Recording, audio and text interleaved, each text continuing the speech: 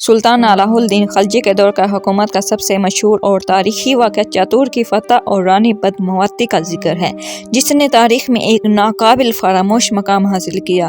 علاء الدین خلجی نے جو ایک طاقتور، بلند حوصلہ اور جنگجو حکمران تھا، نے اپنی حکمت کو وسعت دینے کے اور شمالی ہندوستان پر مکمل کنٹرول حاصل کرنے کا عزم کیا۔ کہا جاتا ہے کہ علاء الدین خلجی کو رانی پدماوتی نے بے شمالی خوبصورتی کے قصے سنائے، جو راجپوت چتور گڑھ کی ملکہ تھی اور ان کے شوہر رانا تنسکھ میں اس وقت چتور کے حکمران تھے۔ رانی پدماوتی کی خوبصورتی اور وقار نے علاء الدین کو چتور پر حملہ کرنے کی ترغیب دی۔ علاء الدین خلجی نے ایک زبردست لشکر کے ساتھ چتور کا رخ کیا اور قلعے کا محاصرہ کیا، جو کئی مہینوں تک جاری رہا۔ چتور گڑھ ایک مضبوط قلعہ تھا اور راجپوت سپاہیوں نے غیر معمولی دلیری کے ساتھ اس کا دفاع کیا۔ قلعے کے اندر غذائی قلت اور مشکلات کے باوجود راجپوت جنگجو نے ہتھیار ڈالنے سے انکار کیا۔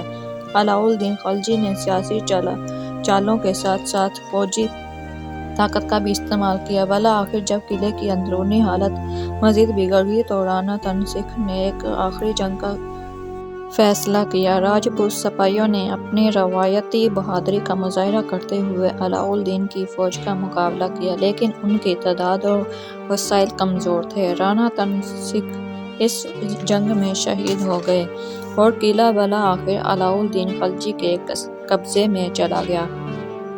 اس سے پہلے کہ علاء الدین خلجی قلعے کے اندر داخل ہوتا، رانی پدماوتی اور دیگر راجپوت خواتین نے اپنی عزت و وقار کی حفاظت کے لیے جاؤ آگ میں کود کر خودکشی کر لیا۔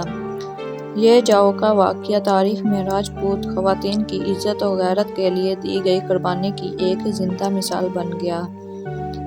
راجپوت کی فتح علاء الدین خلجی کی عسکری کامیابیوں میں ایک اہم سنگ میل تھا، لیکن اس واقعے نے ایک جذباتی داستان کی صورت میں ہندوستان کی تاریخ اور ادب میں ایک منفرد مقام حاصل کیا۔ علاء الدین خلجی کے دور حکومت کو نہ صرف جنگی فتوحات بلکہ داخلی انتظامات اور اقتصادی اصلاحات کے لیے بھی یاد کیا جاتا ہے۔ مگر چتور اور رانی پدماوتی کا واقعہ ان کی زندگی کا سب سے مشہور واقعہ ہے، جس نے ان کے نام کو تاریخ کے صفحات میں امر کر دیا ہے۔ ان کا کردار اور خدمات تاریخ میں ہمیشہ یاد رکھی جائیں گی، کیونکہ انہوں نے اسلامی تہذیب کی بنیاد رکھی، جو آج بھی اپنے اثرات کے لیے جانی جاتی ہے۔